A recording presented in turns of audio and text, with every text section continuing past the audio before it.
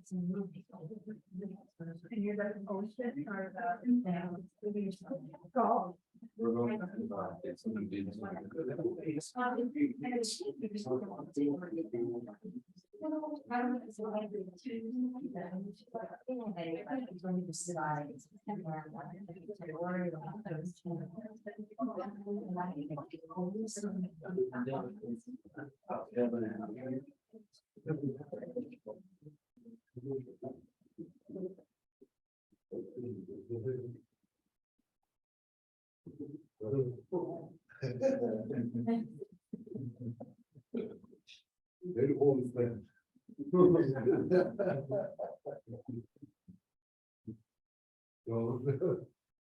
One of the founder of the center.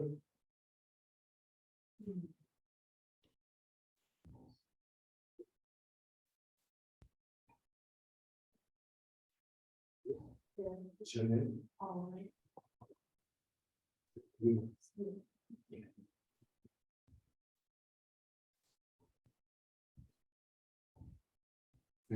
Dave. When you say is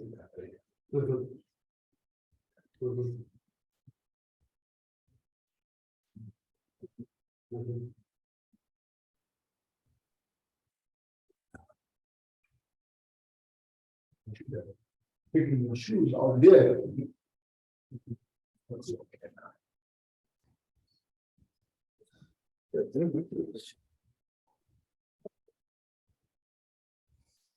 That didn't have a cool coronarisha. Oh, yeah. Gosh. I did so much.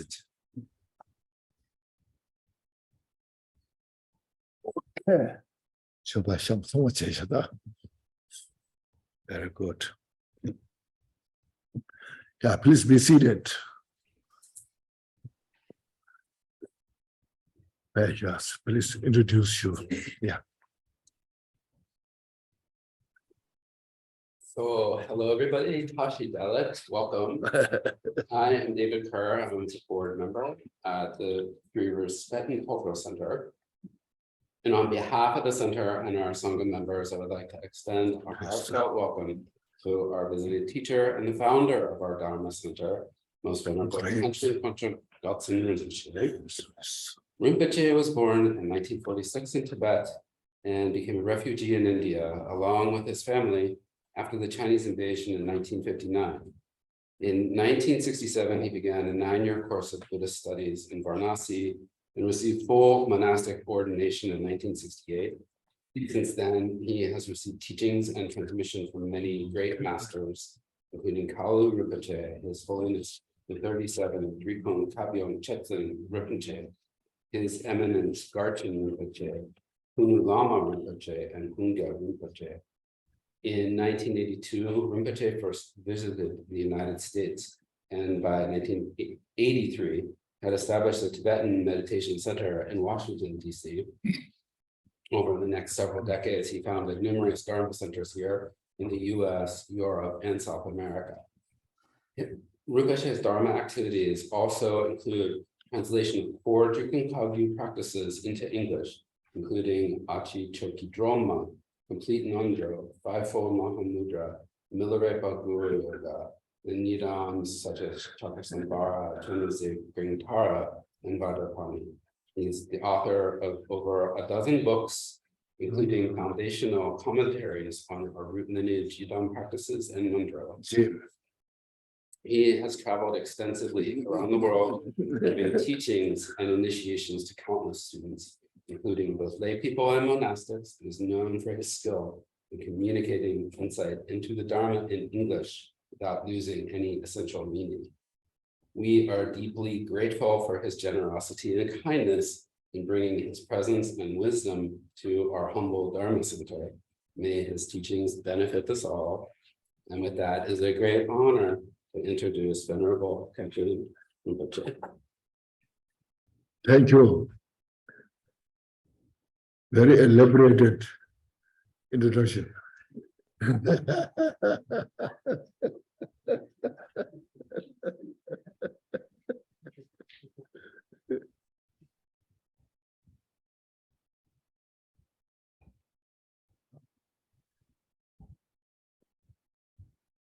Now, first, please take a deep breath.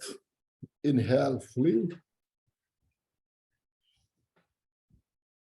And exhale with all your attention. Just relax. Once more, please inhale fully. And expand your stomach and chest. And exhale. Once more, please inhale fully.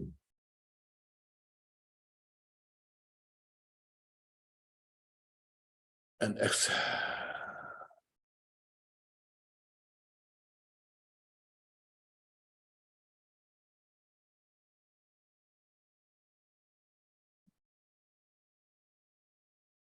Anyone tonight, there's anyone who's new to hear?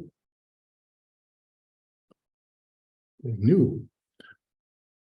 Okay, I thought you are exposed. So you knew. So, okay, so that's good.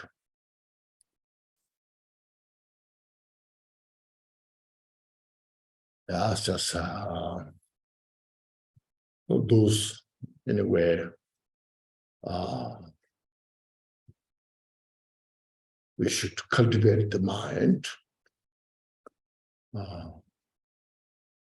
Just love and compassion to all other sentient beings.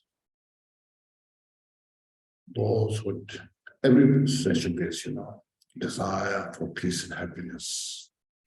Because of this cultivated mind, all other sentient beings. and to free from all this, the confusion, which are the root cause of the suffering, and achieve the complete enlightenment. This is our focus here tonight. And also when you start to practice, and then we should appreciate the opportunity we got that we have. Because of that, we got a chance to come here tonight and participate. Some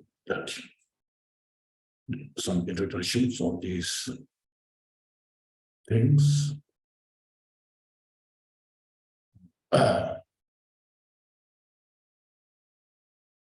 Even though this tonight was the topic for tonight. Some Vajrasattva Vajrasattva. and some kind of intro to Buddhism for some people. Some Introduction? to Buddhism. No. Yeah, Vajrasattva. Yes, this for introduction.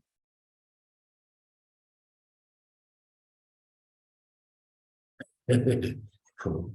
So, introduction Vajrasattva. Okay.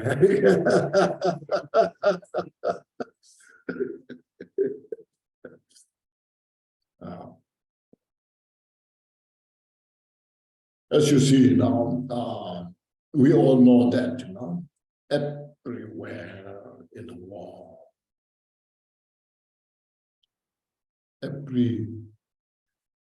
we call sentient beings, those who have consciousness, desire for peace and happiness. No one desire for suffering. We all are working hard day and night, not just from religious point of view.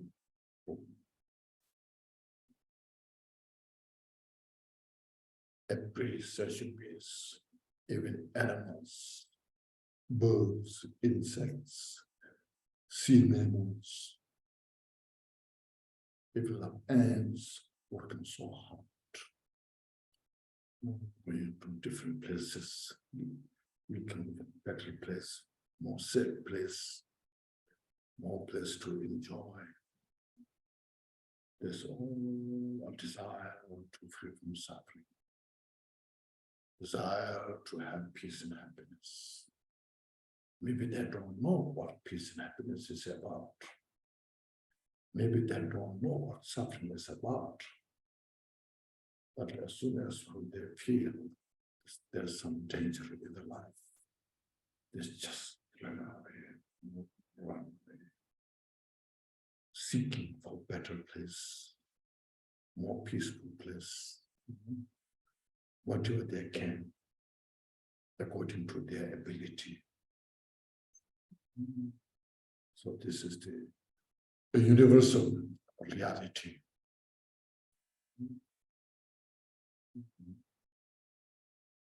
But then every individual has their own different way of thinking, way of some understanding. Some are more smart, some are less smart, some are more gifted, some are less, some are more fortunate, some are more unfortunate. Is there, but everybody is making effort, working hard, not just on the religious point of view, praying, studying what you believe, what you don't believe. It's like say working. Those who don't believe anything, they are working.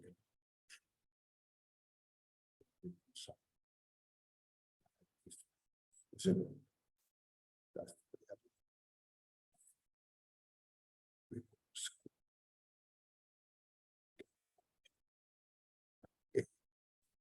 ever say, young children sent to school, you work hard, you must get an A. And then the teacher also put pressure. So, well, then from there we start the life. Science, technologies, and then different types of we believe. So my way is the way to have all the best thing. We try to prove our way is the best. What doesn't matter?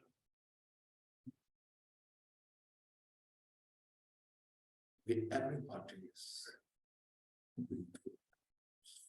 the best way or not best way, no? That's the reality.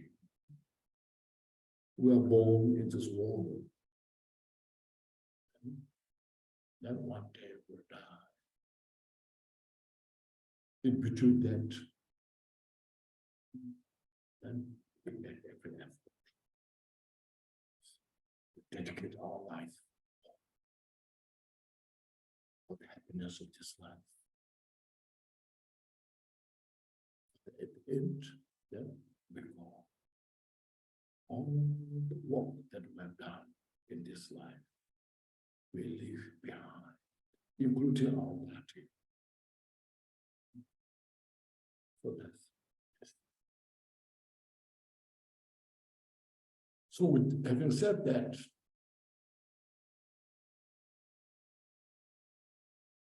desire for peace and happiness, desire to free from suffering.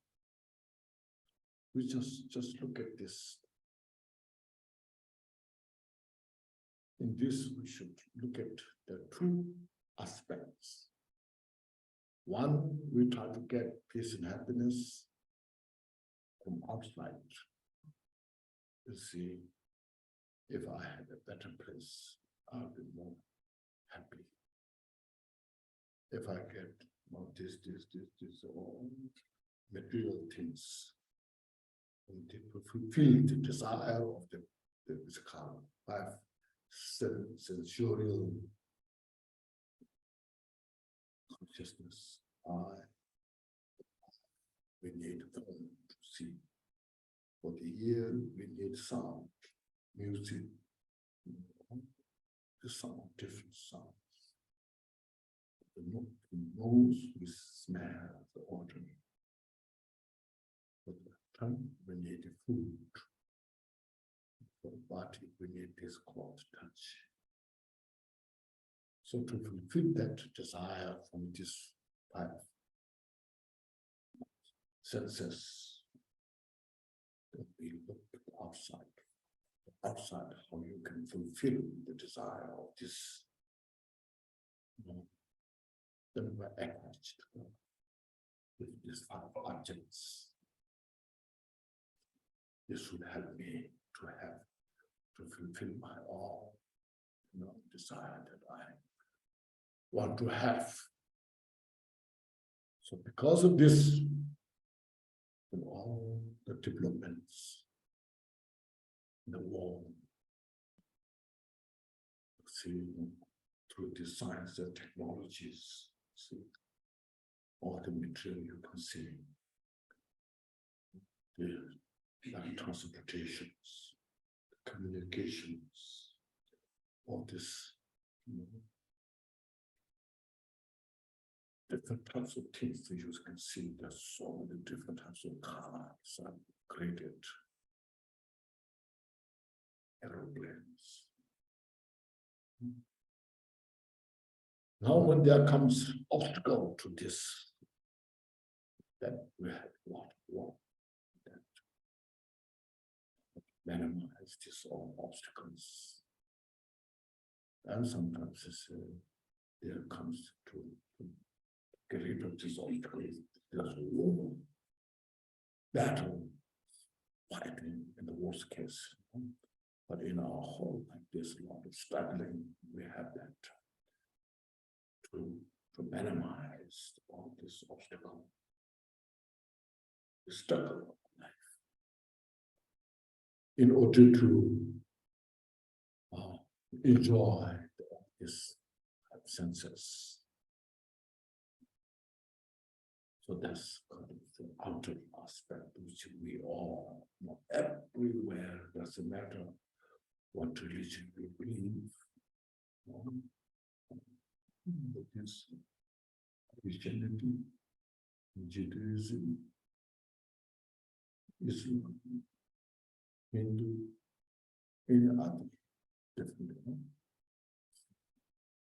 You can label it a different way. This is what they believe. This is what they believe. This is what they believe. Oh, this is basically to free from suffering, to have peace and happiness. That's all what's called the reality, nature. That's what we're looking for. Then there's called the next is, the second is mind. It's more, you can see more complex. Mind is complex. We think day and night. Because the mind will create all this. Because of my thinking, this, that, this investigation, analyze all these different religions that we created. And then all these modern science technologies created by the mind. Since the mind cannot stop thinking, always something new, invention, coming new things, one after another. Then sometimes we create so much and we cannot handle. You see, that sometimes just say artificial intelligence. Have you heard of those now?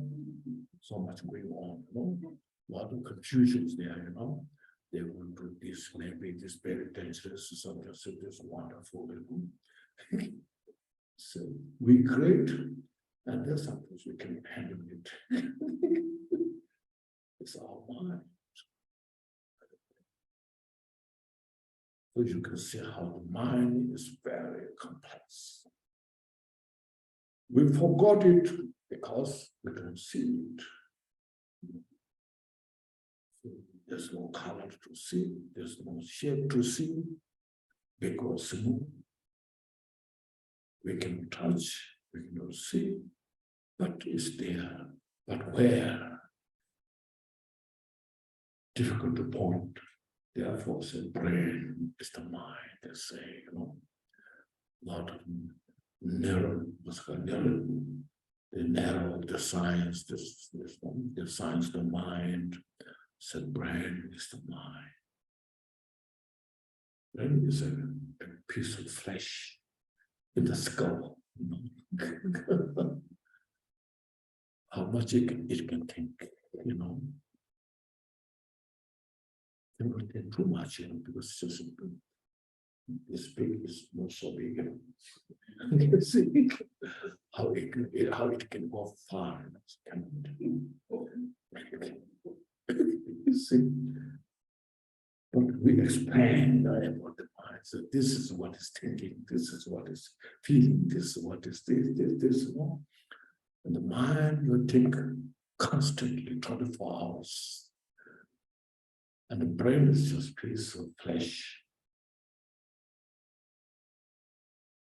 Then if you go through more pieces, say, quantum theory, you see, you just investigate all the dust particles of the brain, and you don't find it. It's empty.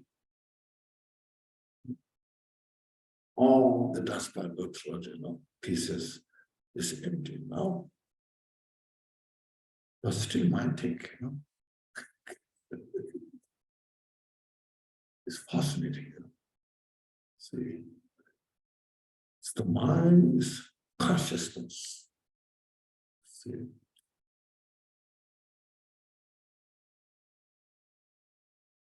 This consciousness, yeah,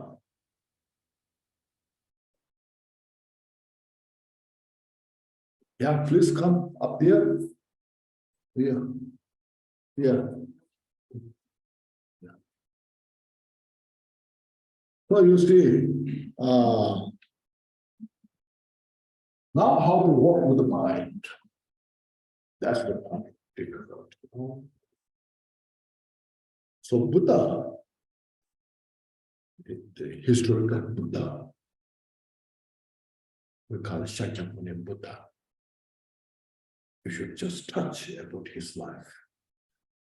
Because he was not called Buddha. He was born as a prince in the northern, in the Himalaya, northern Himalaya part there. A small kingdom there. But his father was very powerful man. When he was born and that his father was called Shuddha. See, then since his father was so powerful, smart, so the father gave him the best opportunity with all the different types of education, meeting different religious teachers, meeting different scholars. All that time, whatever system of the education exists, he got the opportunity to study. Because of that, he became very smart, very, he himself was very liberal. Since he was a prince of the country there, and then he visits the country people, and he, of course, he can notice that some are rich, some are poor, in a different. Sometimes he was meditating under a tree. Then, when he was in the 20s, he was married, and got a child. So during all his experience, he was contemplating. So his father has a very high expectation. He would do a good job to follow his father's lifestyle, to move the country. But he was now, as I mentioned, very liberal, thinking what is the best. Sometimes I'm sure there are some you maybe read Buddha's life story. At the end, that he saw an old man, sick person, dead, one after day, one day, second day, third day, But I think it's not that, not just that. He was way before, as when she was visiting places. And there are some people who are very old, cannot see clearly, walking walking the street, bodies full of pain, no sickness, and they're dying. So I say, if I become a leader of the country, how I can help to these individuals? So as a leader, you have to look after the people, not just to selfishly enjoy his own life. On how I can help the country, how I can make the country great. And then he saw a monk and asked, so when when he encountered these different things with some very educated ministers, people, other people around, what is it about? So because of this, then he was deeply thinking, if I really want to help the people in the country, I cannot just attach to my power. How I can help people's individual who are suffering from aging, sick, and death. Who can do these things? So a lot of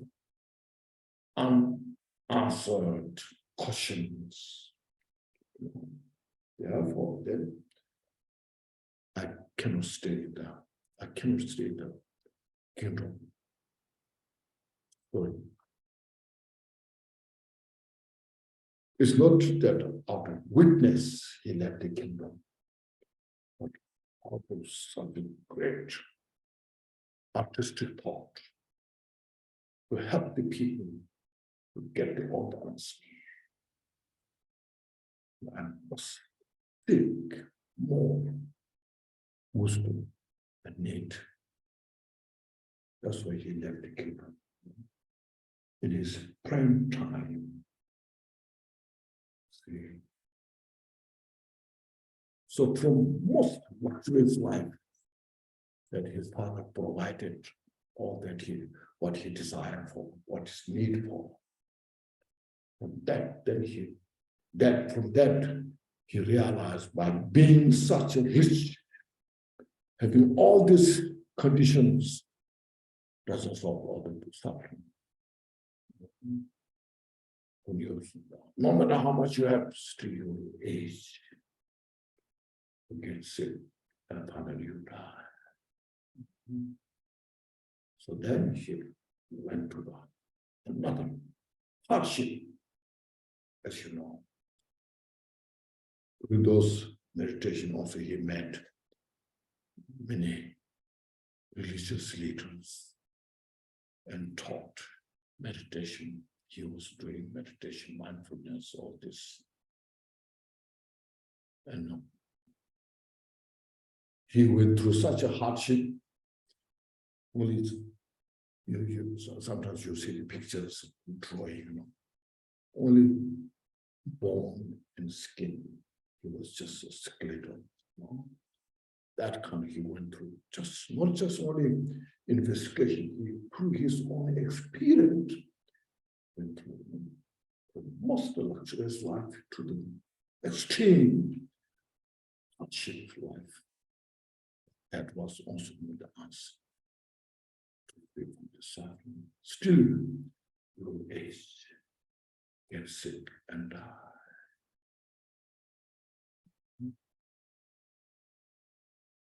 Then he realized it's the mind. This is how the mind is so complex.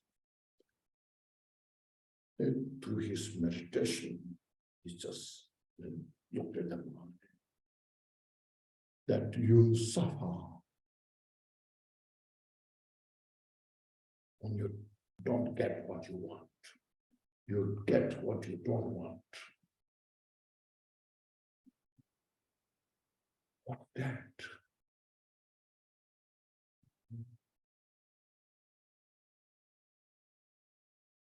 It's very complex, very complex. So I said, mind, he found out that mind is the most complex, most profound. It's so complex. If you say one, where is that? You can find as one. If you say many, because we talk one after another, many, how many there? There's no many, there's no one. But it's there, you can deny, We all know we can deny what you're thinking about.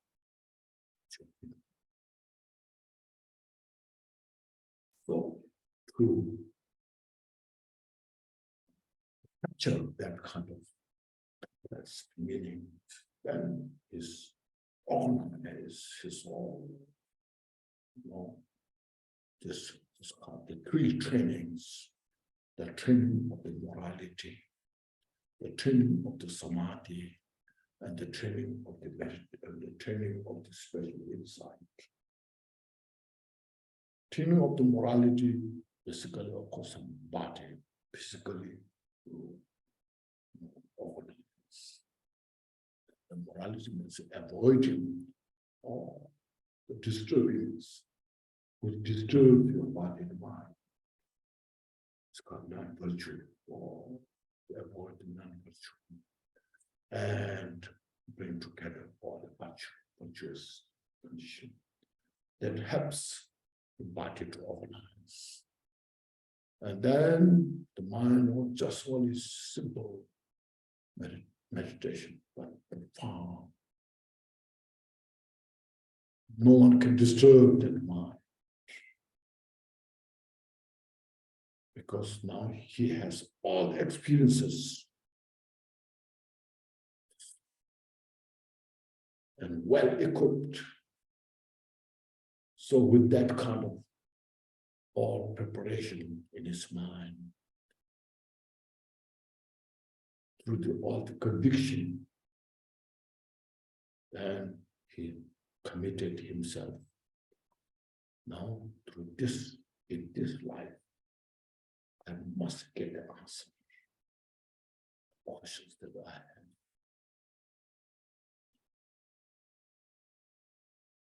Well, there's no other things. Through the luxurious life is not the answer. To free from the suffering. Through the hardship is not the answer. To free from suffering. I must get. So sometimes you see in his life, you tell stories, there's so many demons coming along. So like demons throwing the mountains, rocks, all these weapons, different types of. And then he was meditating. It's called non-objectified bread, loving kindness, or non-referential in that. So all those weapons then turn into flowers. So that showed mind is very powerful.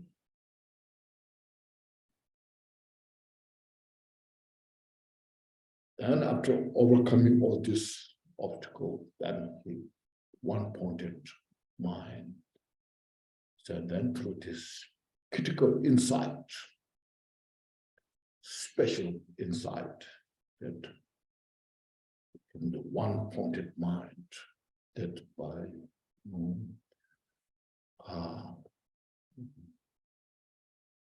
coordinated, synchronize the special insight and one-pointed mind, through that directly then he realize the absolute state of the mind, which is so, as mentioned, mysterious, complex, all this, he totally penetrated.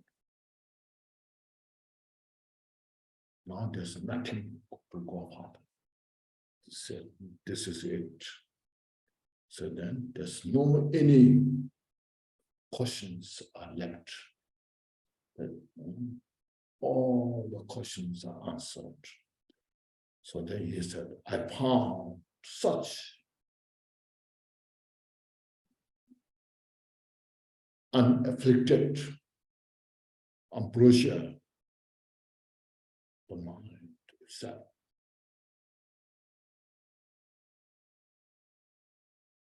That such total is so profound. It is so profound. Only can see through the meditative state, not through the analysis. You can analyze for some extent, but you cannot go too far.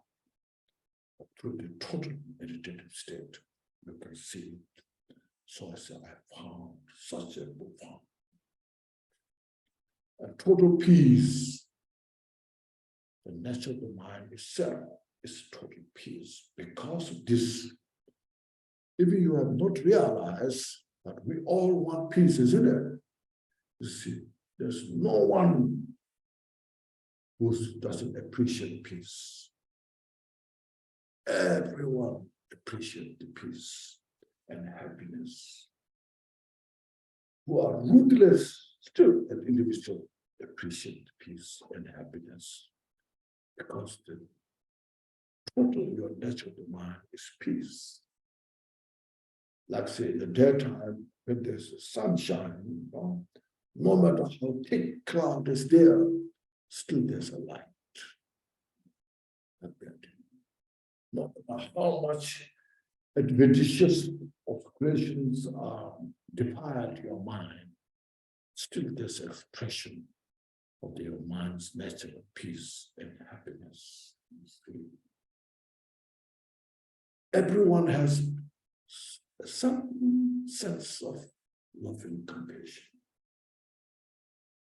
Even the tiger, lions, they're constantly eating others' life, but they have some loving compassion to their family. That kind of love and compassion, or because of that, is the cubs, the offspring, they survive.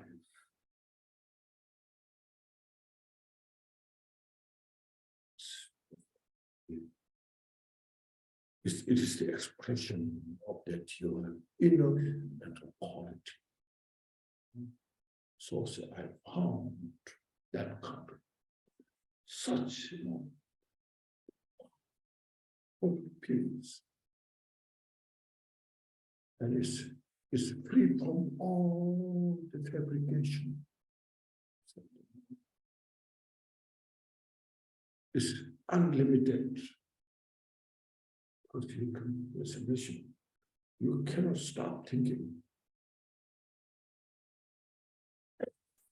Sometimes you are so exhausted, tired, so I cannot think of anything. But you cannot think of anything, you are thinking of about that. You see? You know? So my brain is now not, you cannot think anything, and you're thinking about that, you see. So that, in other words, you cannot stop thinking. So it's free from elaboration, free from the fabrication. And that is the total kind of luminosity. It's not just mere empty. Within that emptiness expression, just you can think. Everything comes from emptiness, manifest and dissolve into emptiness. There's no separation, you see. For us, we have the dualistic thought, duality. In reality, it's not duality. But because of the dualistic thought, we have a complex. We have this, what you call, confusion. When this compromise or dissolve into non-duality, or this, or confusion, does not exist. We're not making it not exist, but it exists in that nature. It's the unfabricated nature. So say, effulgence is just luminosity itself, and it's uncompounded. Nobody has created that. It's your own nature. So I realize this. which is not easy to understand. It's difficult.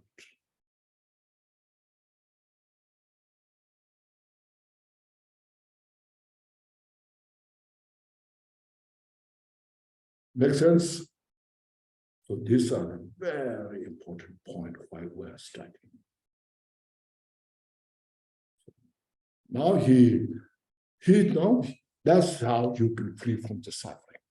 You age physically, but you don't have that much suffering. You get sick, but you don't have that much suffering. You will die, but you don't have that much suffering. See.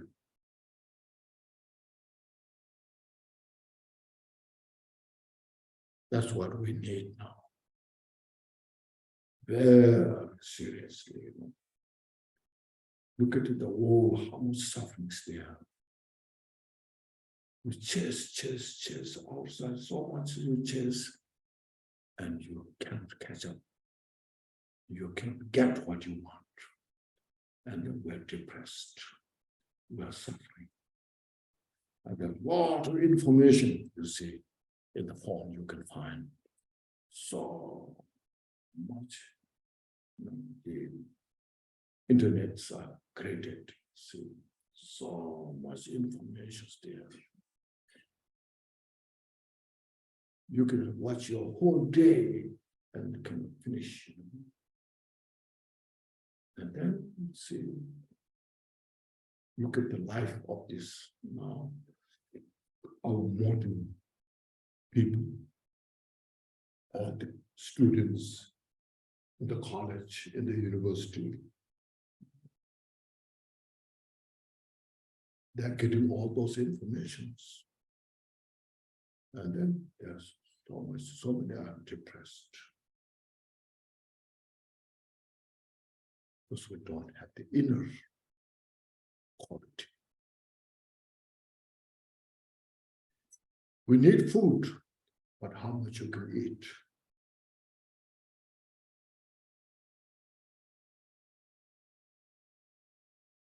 You cannot eat too much, because our body has a limit.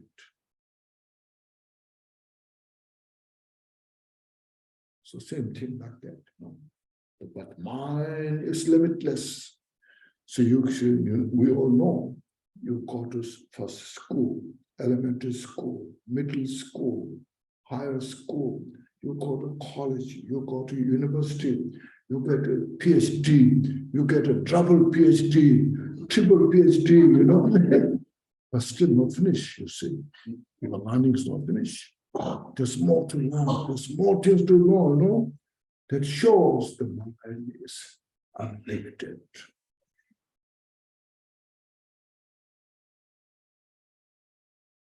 So much. So that's how Buddha totally revealed about that. Then Buddha saw the suffering of the sentient beings in the world. Well, having all these qualities with the mind, every individual has that,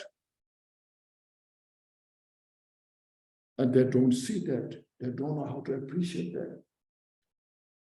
Instead of looking inside, we always look outside. And then there's no any satisfaction. And suffering is so much. Yeah.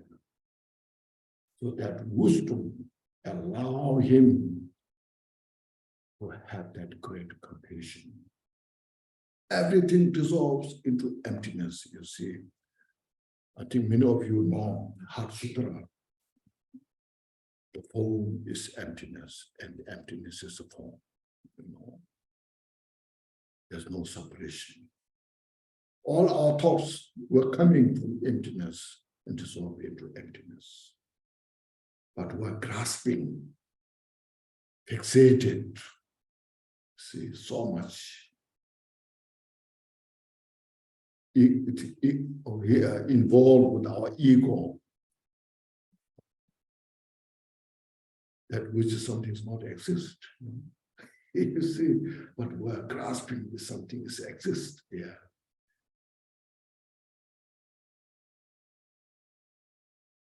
So where's ego? So you see, when we have soul, when we are grandized our ego,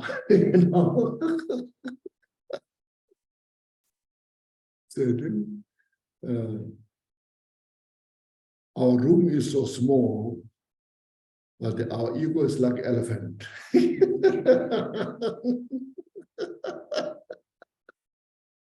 cannot move, no space to move. Then we suffer there, You see. And then you just say, where's ego?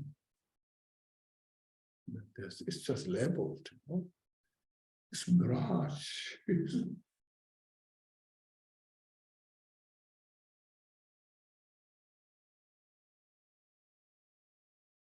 And that which does not exist, we're grasping, and then we suffer from that.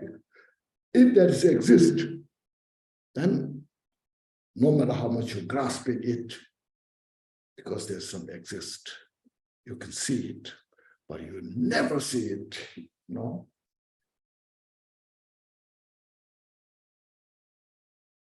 The ego enslaved us. Ego says, you do this, okay, and I should do this, You're physically keeping so busy until you're totally exhausted, Mentally also disappointed. Because the ego is mentioned, the ego is like elephant, And then ego says this, you should do this, and you just follow, we're so obedient, and then it's just suffer.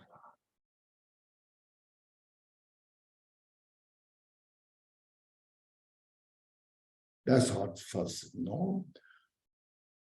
developing from there, have that wisdom, and then do things what you can. And then we should know how to organize our life better way. See, how to serve yourself first. Then from there, how to serve our people in the country, you see. That's the best service we can give.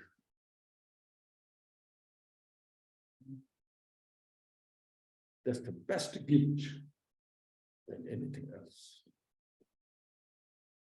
Wisdom. See, there's two wisdoms. It's called afflicted wisdom and unafflicted wisdom. You know that? The afflicted wisdom is based on the stupid ignorance. Very smart, but so stupid, collecting all the cause of suffering, and makes you miserable.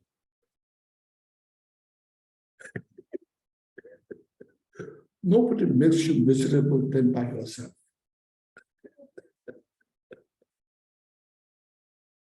Outside, somebody say, oh, that person makes me miserable, this person makes me miserable, but very occasionally. It's just a condition. But the miserable we make by ourselves. To whom to blame, But I make the miserable myself the most. Then I suffer. So to handle that, we need this wisdom. The artistic thought. As I desire for peace and happiness, and everyone is the same as I do. As I don't desire the suffering, and everyone is the same. What's the difference? If I create a cause suffering others, and that will come back to me. There's a saying,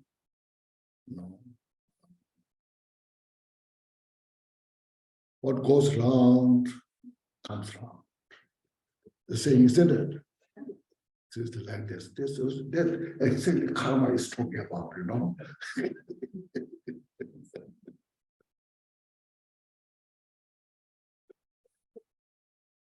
Everything is interdependent. interconnected. Nothing exists independently. So therefore, that shows there's no ego. We grasping ego as something independent, real. I am, this is me, something like solid, independent, isn't it? In the mind, we have that kind of grasping. So that's called afflicted wisdom. Then we're working so hard, making all these weapons in the war to destroy, to protect yourself. And when you try to destroy others, then others will destroy you. Both suffer. It's interdependent, interconnected.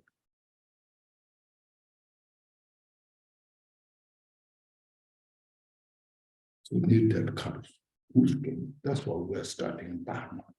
That's what we're practicing Dharma.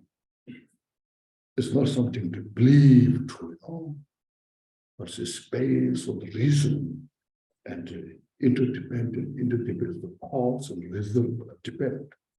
No any cause will manifest without it. Or no any result or effect will manifest without the cause. Like to make a cup of tea, it depends on many things, Because you need the bowl, you need the water, you need a stove, you need a fire, then you need the tea, and then you need to know how to make tea. So just to make a cup of tea, how much things depends on, So everything's interdependent. It's that's dependent. And we have to have wisdom to make the tea. If you throw something different else, you won't get a cup of tea, See?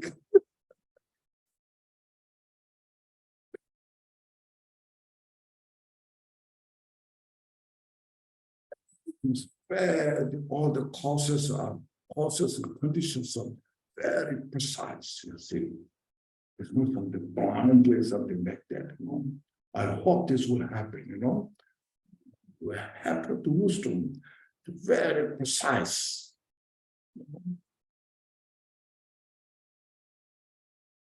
Just as for example, the poison, to grow the poison is based on 4 elements, isn't it?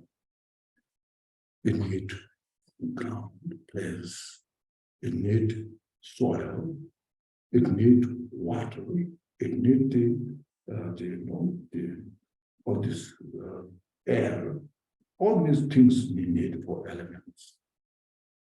Also, to grow the medicine, we need 4 elements. Both needs elements, 4 elements, you see. Poison, it has its own seed. So you put that seed, and then with support of these 4 elements as a condition, the seed, the seed is the cause, the primary cause. The 4 elements are conditioned. So when these all conditions come together, it will grow the poison. If you take it, it will kill you. Same thing, the medicine. But if you take the medicine, that will heal you. What I'm saying is everything depends on the causes and condition. But we have the wisdom, precise wisdom, to see that precisely.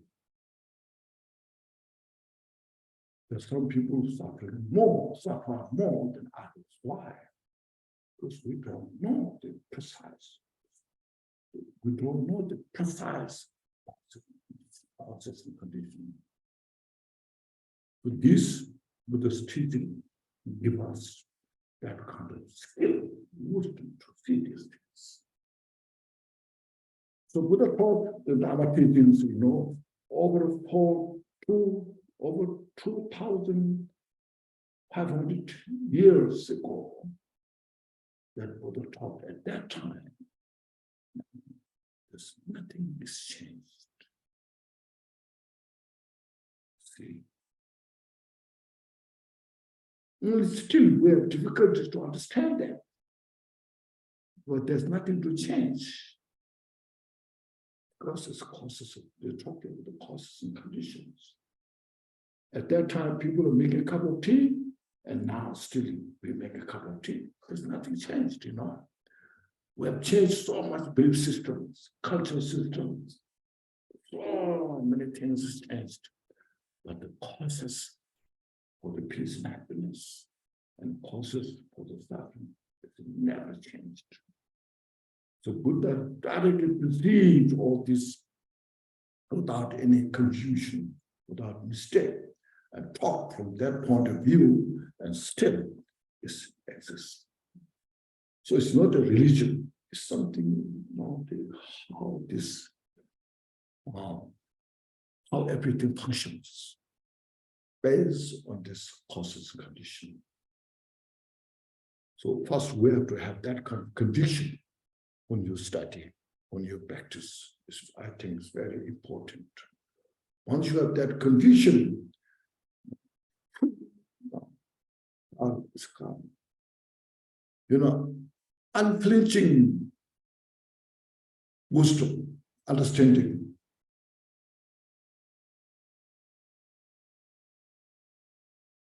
Then you will follow the path so joyfully. So Dharma practice, follow the path, is such a great gift. Practice joyfully. You age with dignity, then you aged with dignity. In other words, you age less suffering. You get sick, but less suffering. And if you are totally successful practitioners, then you see, as Venerable said, when you get sick, you have joy.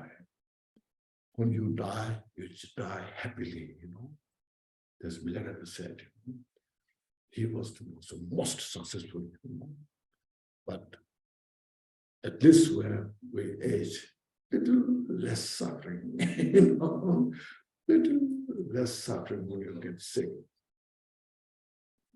because you know how to accept it.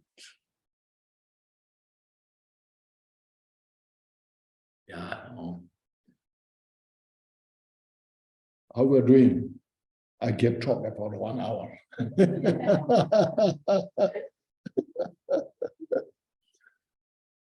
Maybe I'll tell you a story. I told this story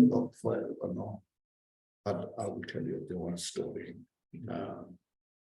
At the time of Buddha, there was a young mother who just gave a birth of a child. And after a few days or weeks, the child died. The mother could not accept because she loved her child so much. And just, what should I do? I cannot accept this. Then there's some healer, so great. So she went to many different spiritual masters asking, can you bring my child's life back? Because I cannot accept it. She went around and around for days.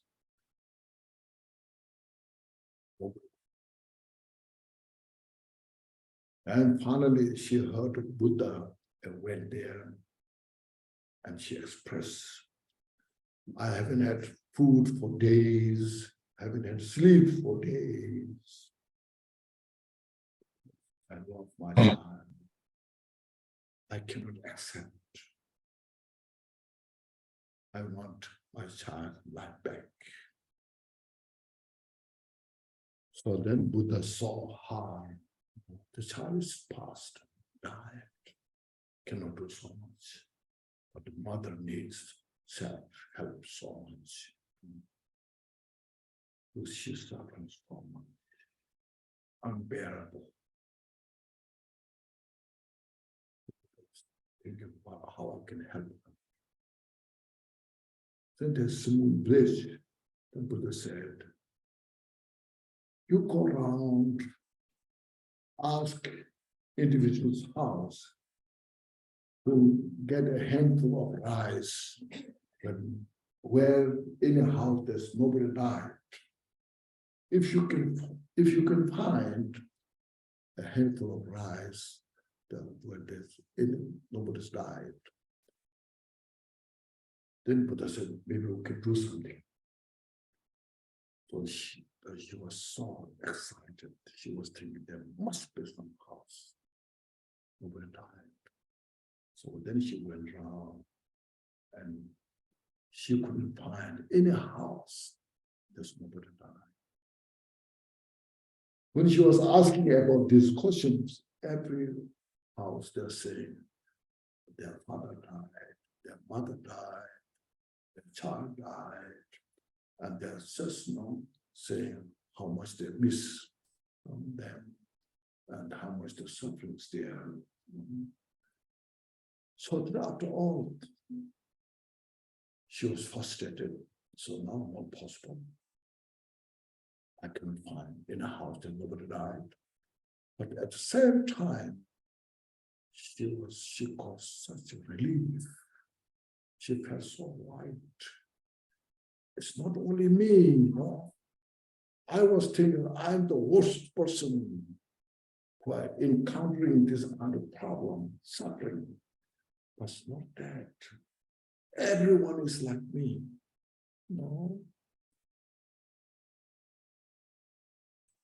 So how kind of the very estimation that our ego, the attachment, in a cocoon, which is confined, trapped. She just opened up. She felt so light. But anyhow, she went back to Buddha. She said, I couldn't find. Buddha said, you see. Sooner or later, once we're born, we'll die.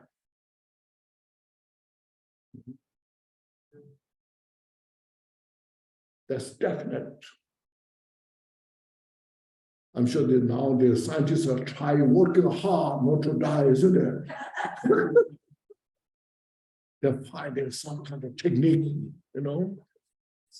some operations maybe in the brain, not to die, They say, we found a solution, people not to die. But up until now, haven't found yet. But they're working hard. We hope they will find, that will be good news, but haven't found yet. So let's see, whatever the world began up until now, we can see nobody died. You see. So Buddha said, you see, some died the moment of the birth. Sometimes the mother died, the child died, sometimes both died. But giving birth. So then, but anyhow, once you're born, it's definite you'll die. So you have to accept it. You understand that.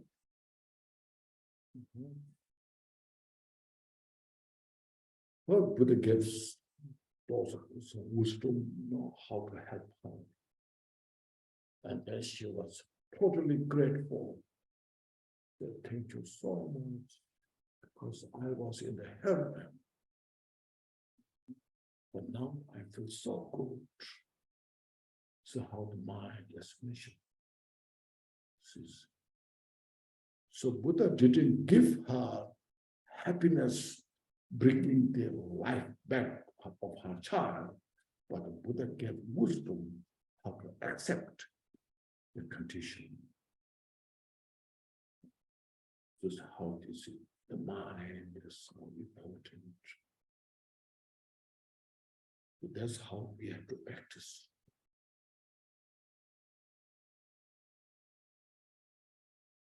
is so precious.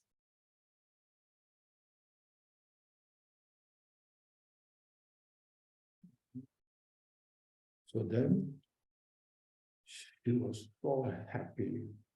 So now I need to practice more. No, I want to follow you. Please continue giving these instructions. No? And Buddha said, of course. That's how we, so we start our life. We practice and then follow basically how to become a better human being. So making less mistake, doing better for yourself, for others.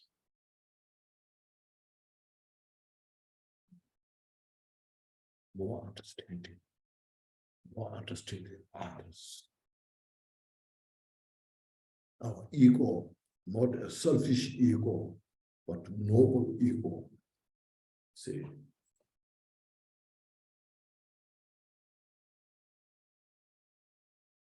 You grant us your ego with bodhicitta. Okay. Not with the stupid ignorance,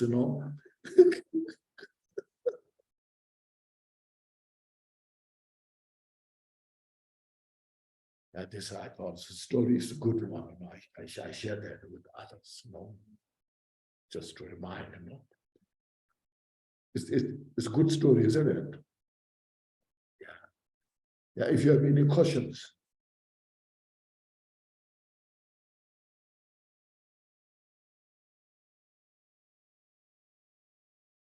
Yes. You say that ego does not exist. It's not something real. Egoless? Ego Yes. is not something real. Ego is just a notion, a label. A construct of our mind. Yeah, it's just we are so habitualized, we're so habituated in that. And then it's difficult to get rid of. And it's painful, Yeah. See, so we have to train that ego is instead of attached to ego, but we have to learn how to manipulate the ego through the wisdom, how to use not just me, but how I can help you. The altruistic thought, the thought of enlightenment, how I can help to everybody, and how I can be good service to everybody, instead of just me, how I have to utilize to others, me to become a billionaire, how I can take advantage of all others. That doesn't solve the problem. So the problem is solved and how I can help others. See. So how is ego different than self-image? Self is ego. Sometimes we are saying there's a calm divine soul. It's also the same thing. There's no soul is exist. Where? You use to make our soul of ourself, the self, the ego, more powerful. There's a divine soul, It's another confusion.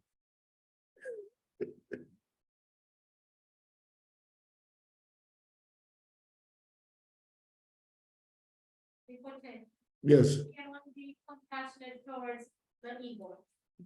How do you, because No, you first- have this right. First of all, there's no ego exist. So how you can say I have the compassion to ego? How do you cannot destroy it, or can you destroy it? No, Can it's ego just, be destroyed? it's just it's all, as mentioned, interdependent, interconnected. Nothing is silent. Well, but in our mind, we're holding ego as something exists permanently. Me, this is when I was 5 years old. This is when I was 10 years old. This is when I was 20 years old. You take, so there's something that exists permanently, but it's not exist. You're 5 years old. When you're 5 years old, now look at the picture, totally different. So how you can say, when I was 5 years old, 5 years old, that time is that, it's gone. It's not here now. So, is there anything like you exist? No? Is there anything something like that I can define as you or something I can define as Vaibhav exist? Exist. Yeah, we exist based on the interdependent estimation. To exist, this temple depends on the positive flow. The flows depends on the ground. Then this depends on this leg.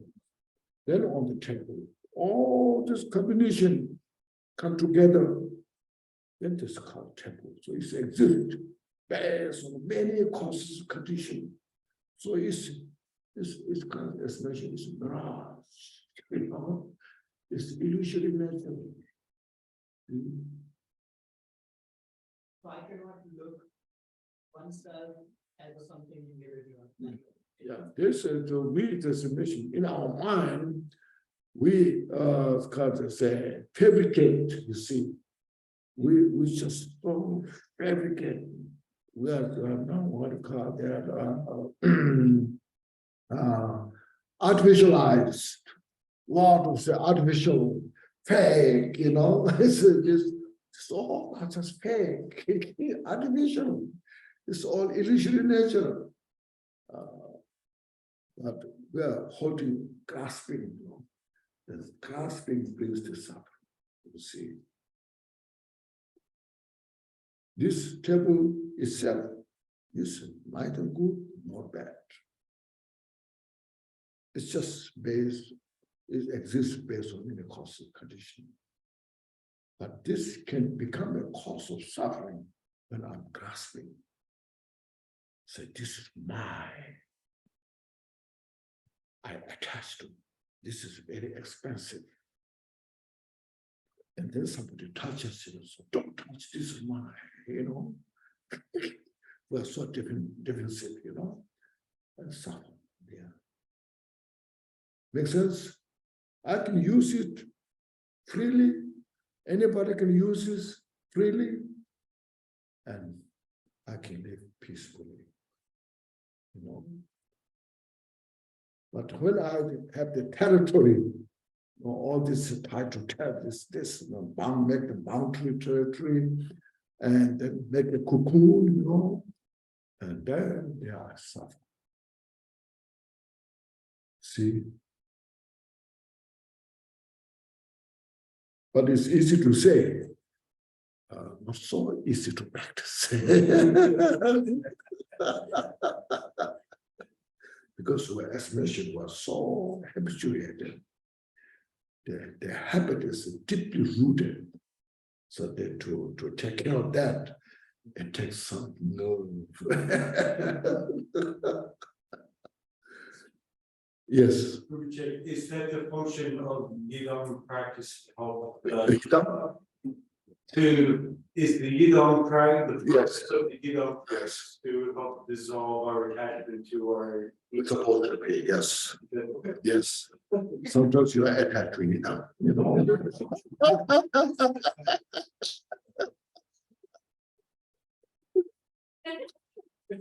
So this is my,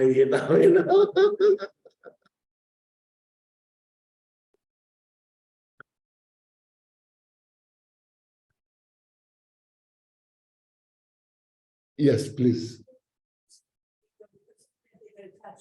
Yes, they have ego too. Yes. This ego, ignorance,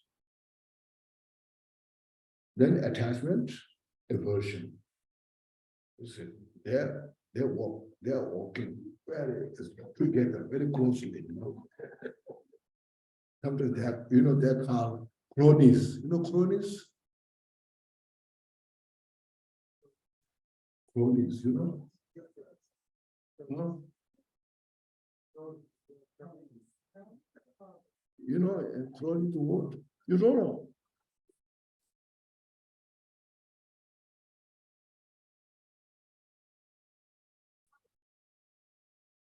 Disciple, follower, or difference? Some bad guys that come together, cronies. So there are these three are called the three cronies.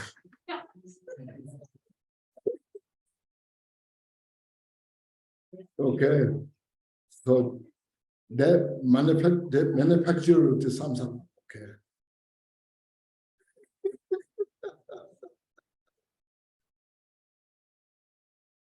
Yeah, the Samsung is a product of the three cronies. Okay.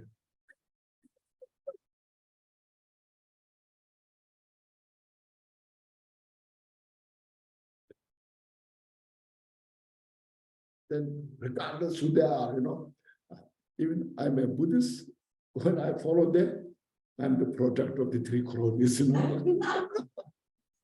So it doesn't matter who they are, you know.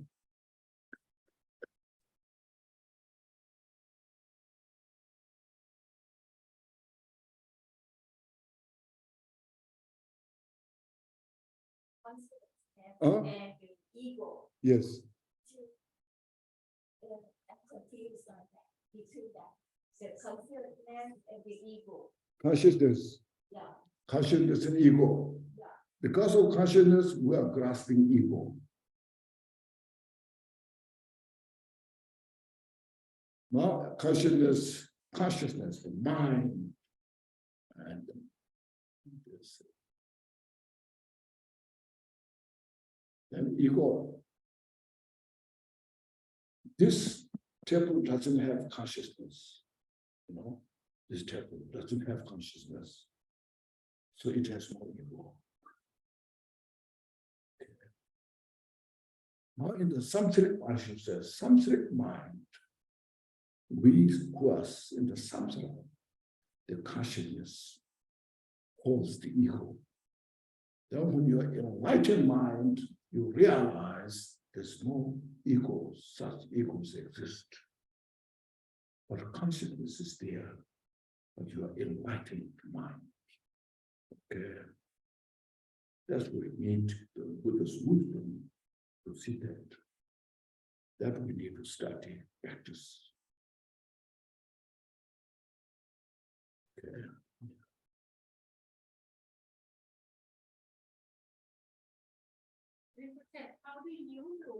How do you practice No, with your ego? If you have an ego. yeah, I have an ego. Yes, I have a very strong ego. Yeah, my ego gives me a lot of suffering. Yes, I know that. Yeah, it's not easy to handle. I have to work hard, you know. Yes, I have to just know. No matter I have to go, you know, I have to work hard, be mindful, you know, be mindful and work hard, how to minimize. Yes, sometimes you have to manipulate your ego to develop love and compassion to all others. And then sometimes when I lost the mindfulness, my ego is trapped me in the cocoon, and then I suffer. Yes. Give you an example of how you manipulate your ego last time. So I know we have I as mentioned I. Now, up until now, the I gave me all this problem, suffering. Now, I went through a lot of suffering because I want this, you know. And then you go through that, and you went through a lot of suffering. You see, now from today, so first you say, "Oh, this is enough. What you have done." I have never satisfied by following your advice. Now from today, I will take advantage of you. So I will help all sentient beings. I will be resourceful to all others. You see, I will be good service for others. In the mind, you meditate. Physically, maybe you cannot do it, but mentally you develop this wisdom, exercise. And then with this practicing, you can change, because it's impermanent. Its nature is empty. Okay? If it is permanent, you cannot change because it's permanent. But you can change it, it's impermanent. You can change it, it's not exist. Okay?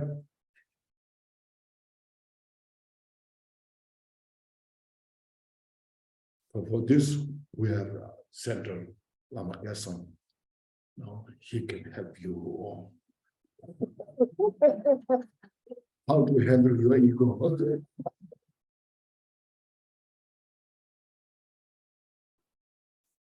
Huh? Who? I'm suffer. No suffer. Oh, I suffer so much. That's why I can talk more about the suffering. No.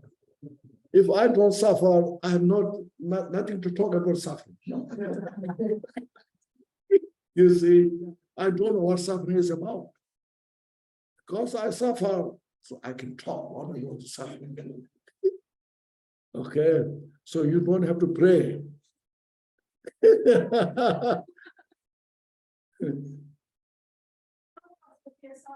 Oh, yes, yes. That's why I'm saying I try to help my ego that I suffer. Now I have a skill of wisdom how to share about that. You see, you can understand what I'm talking about. You see.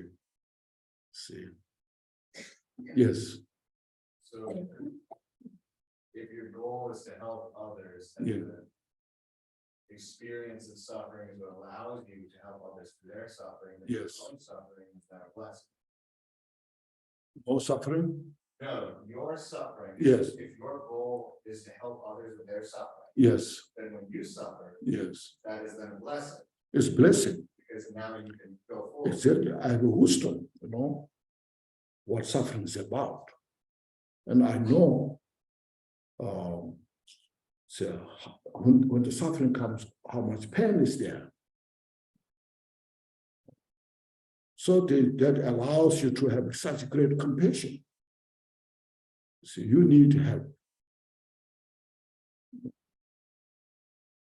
So there's a situation now that I hear a lot of people are depressed. A lot have a mental problem. So we need the Dharma, Buddha's wisdom, not as a religion, but as a method how to handle.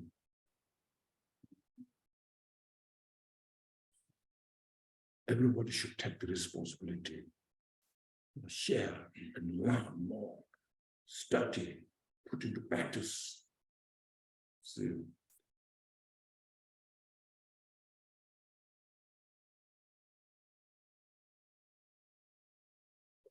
Yes. You can stop me anytime. I can stop here. Ask a lot of questions. Yes, that's okay. You can come tomorrow.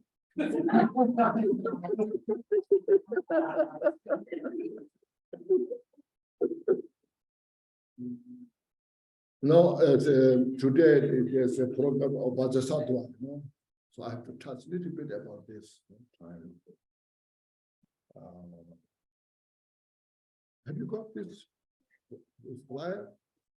Yes, now, if there's who are interested, who are not imposing you to have to do it, But as they advertise, and those, I think quite some people came for this, But there was some newcomers that they're imposing us to do this, It's all just individual choice. But I will go just briefly about this. First, there's short refuge and Bodhisattva prayers. In Tibetan, Sanjay Jodo, Soji Solam, Janjo Bado, Dan, Japu, Target, Solam, Dola, Sanjay to show 3 times. Then he said in English, in the Buddha, Buddha is, you see, the teacher who taught. Buddha is the teacher, okay, who taught. As I mentioned, Buddha was enlightened. He taught. Talked about his suffering, talked about the cause of suffering, how to free from the cause of suffering. That's what Buddha says, teacher, like a doctor. Doctor, the doctor diagnoses problems of the patient. The doctor is very expert diagnosing all things, But if the doctor doesn't have medicine, what doctor can do? Doctor can explain so precisely, this is the problem. You have to get out of this. But to get out of this, you need a medicine. Nothing you can do. So comes next, Dharma. Dharma is just Buddha's wisdom that taught how to study, how to practice, how to purify, how to take the medicine. Dharma. And Sangha is like a nurse who helps you, helps the patient to know how to take the medicine, how to go through this. So this sounds the most excellent. I take refuge until enlightenment is reached. Means until I fully recover from my problems. See. So take refuge means that when you're sick, we take refuge to the Dharma, we take refuge to the medicine, isn't it? Doctor tell you, doctor says, this is a problem. No, you don't take sugar. So, and you can't say, no, I like sugar. You cannot say that. The doctor told me I shouldn't have sugar right now. See, the doctor said, you should not eat meat. I really like meat so much. I can't give up the meat. Then doctor said, we have no hope to recover. So you have to follow what doctor said, isn't it? So Buddha said, this is the suffering you are going through. This is the cause of suffering that you have to avoid. That's just take refuge. Not something blindly follow. See, so I take refuge and enlightenment is reached. Until I fully recover. See. Then it says by the merit of generosity and other goodies, giving things, your good discipline, moralities, practice of patience, meditation, your wisdom through this, all what you have accumulated good things, you just don't hold to yourself, but share with others. So they're saying, other professions, may I attend, in other good, may I attend Buddhahood for the sake of all sentient beings. May I be a source of peace and happiness to others. It's a joyous journey, method, Such great, When you, even you give a smile, how people will appreciate it. It's a way how to bring peace to yourself, to others. So then next is that I don't read Tibetan, Vajrasattva, English. May all mother sentient beings, boundless the sky, have happiness and causes of happiness. You see, it's called practice of loving kindness. It's just not only me, including the birds, insects, fish, seamen, all this. They all want peace and happiness.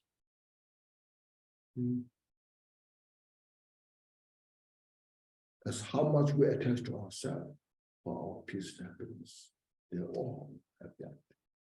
Then may they be separated, liberated from the suffering and the causes of suffering, compassion.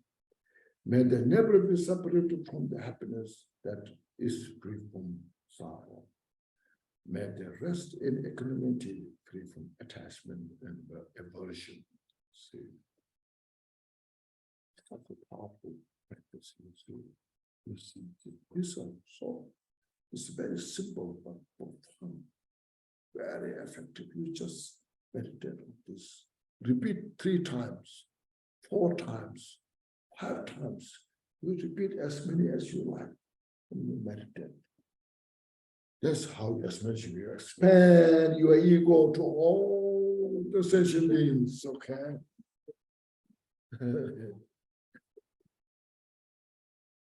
Yeah. So that's it. Then next is here, look at this picture here. You have this.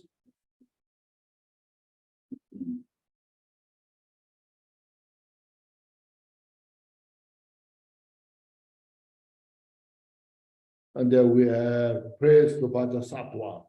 Vajrasattva. Vajra, is a Sanskrit word. Vajra. No, you keep. Yes. Vajra is Sanskrit word. Indestructible. You mean that wisdom, the wisdom which penetrated everything, realizing everything. That wisdom is indestructible. Vajra. Sattva, great mind. Mahasattva, great mind. You see, the great mind. The embodiment of all the Buddhas. The Samantabhadra Dhammakaya, I frustrated to holding of the Vajra.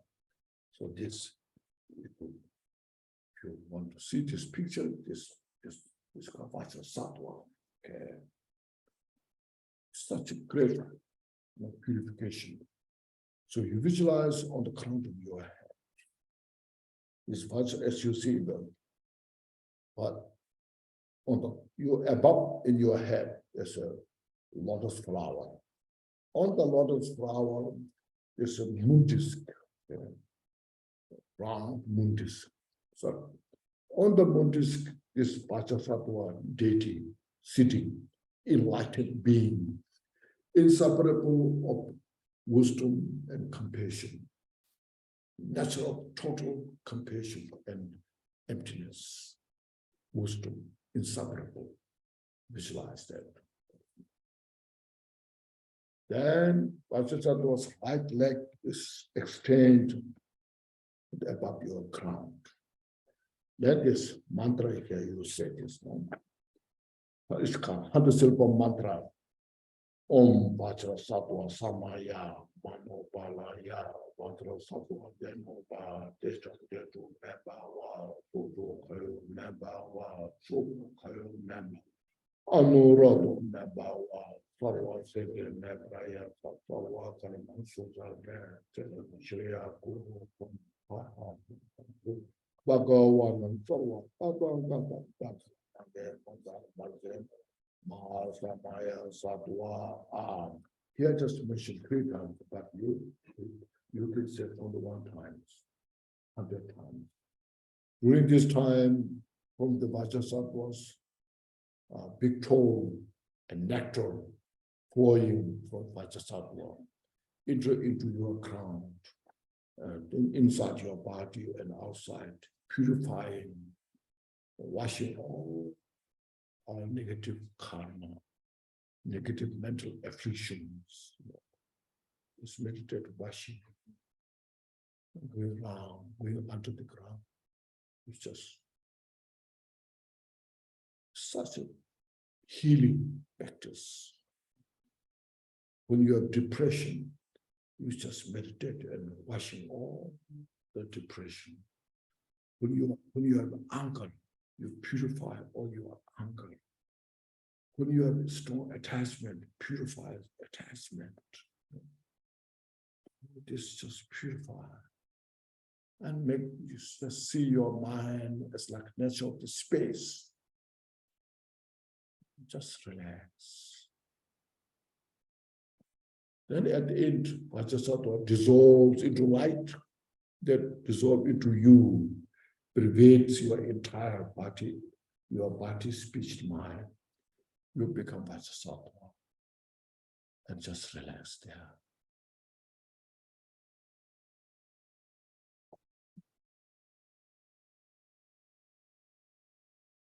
Start your own healing practice, purification.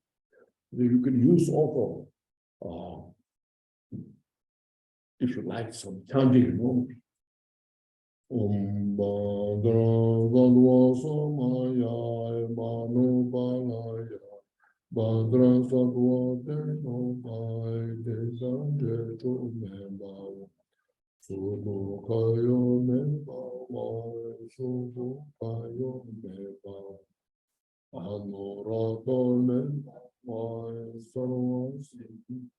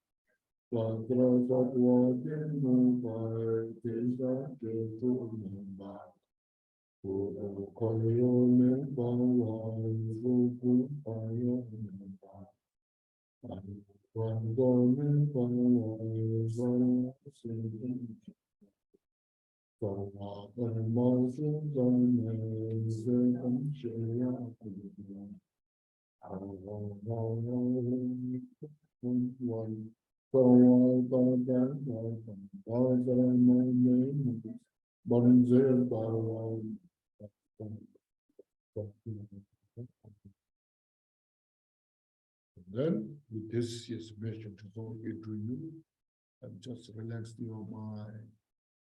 Oh, you feel totally purified. Heal yourself, your body, speech, and mind.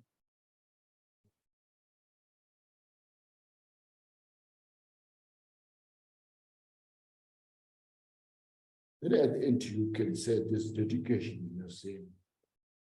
Through the virtue of this practice, may I achieve Vajrasattva means Vajrasattva.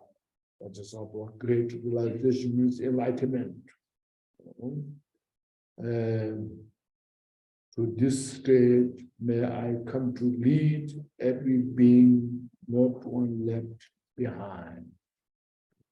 May everyone become enlightened or achieve enlightenment.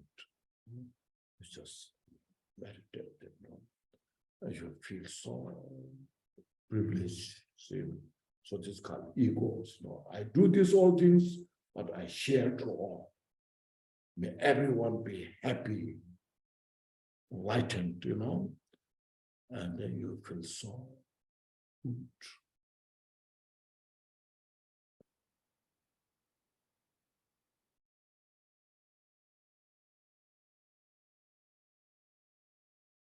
It's a good thing now. It's good.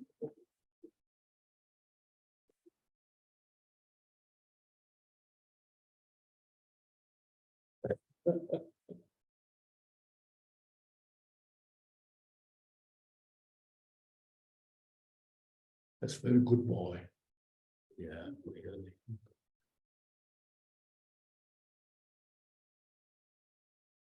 We need a lot of those young good boys.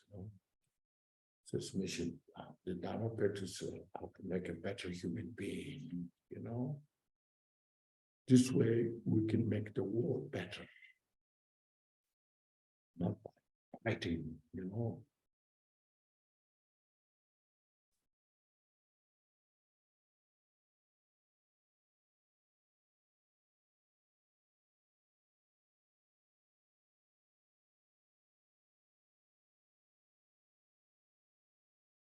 Here's one.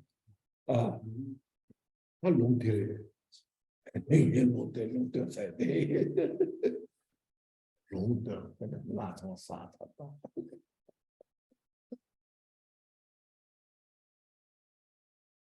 More detailed practice descriptions are here. Lama has this,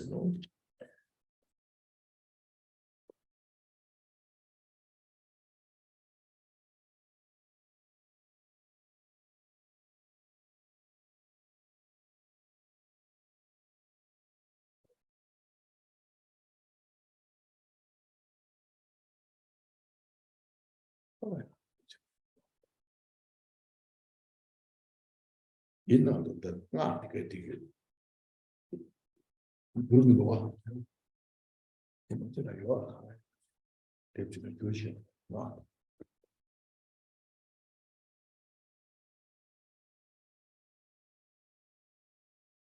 Everyone is good now?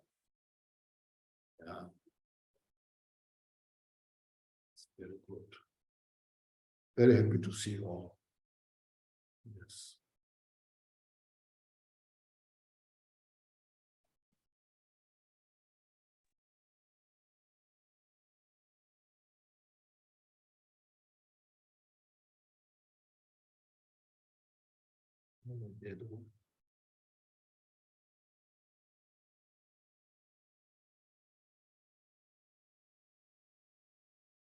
Degree, right?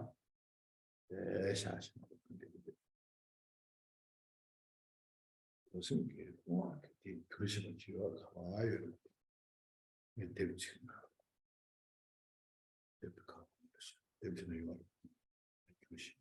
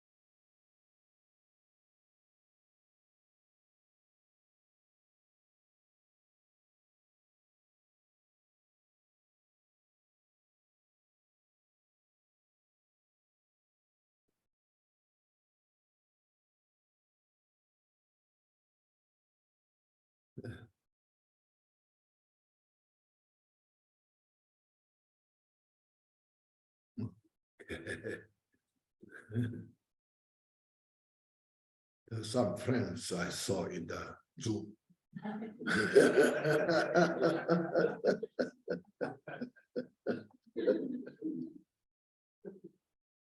It's Stephen, Teresa,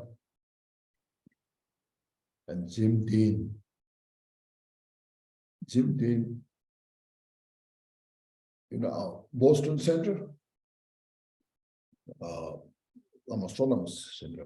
Jim Dean is one of the first member in Boston. Early 80s. There's still a few members there when I started. Now Jim Dean moved to Montana. And here, one of the founder of the center here, John Popper.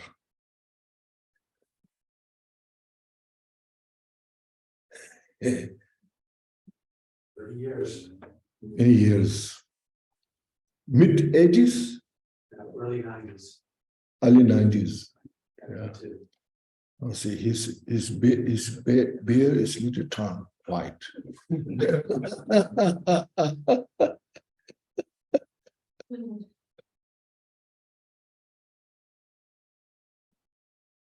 What will you talk about tomorrow on Rinpoche?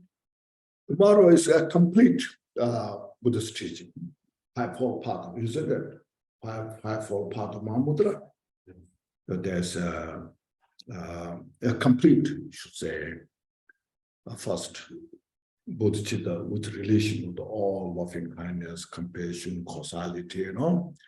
All this first we have to talk about this, we do it about the samsara, why we're doing this, how to free from samsara. Oh, that's, I think, it's very important point. Then after that, idam deities like Vajrasattva, this, you know. Then Guru Yoga.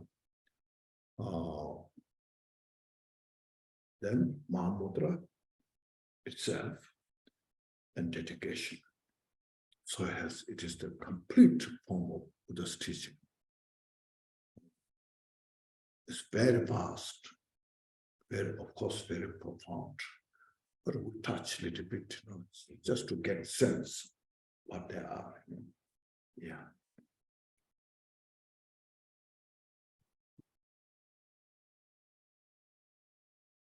Now, please just relax your body physically and mentally. Just relax and just reflect what we went through this evening.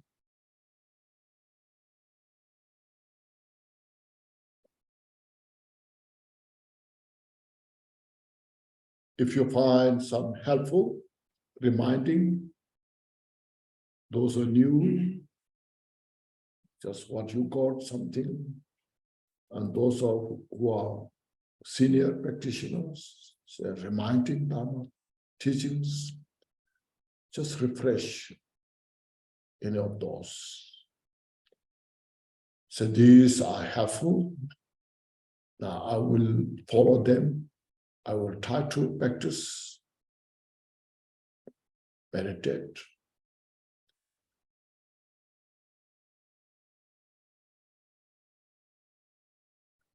And then I will study, practice more.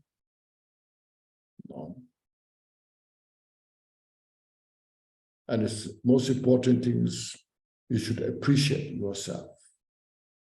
Today I made the time to come here and I got some simple message, but very helpful, useful for myself and others.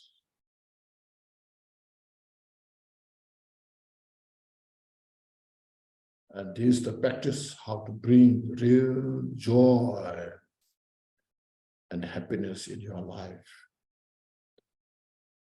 How to free from this confusion that we have. So reflect on this. And then we please inhale fully through the nostril. And exhale all the tensions. Then you inhale all the Buddha's wisdom, the compassion into you. And it permeates your body and mind and heal yourself. And exhale all the stress. Once more, please inhale fully.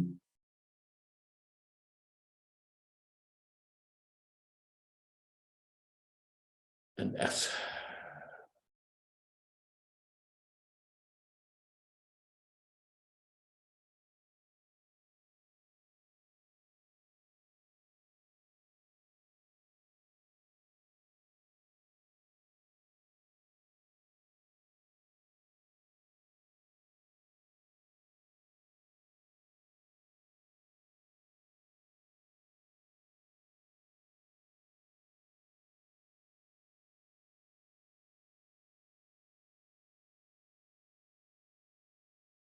Thank you.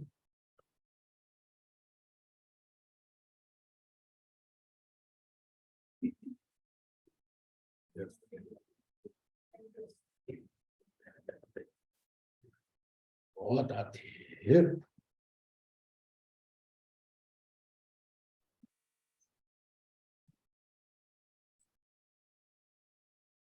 Oh, thank you.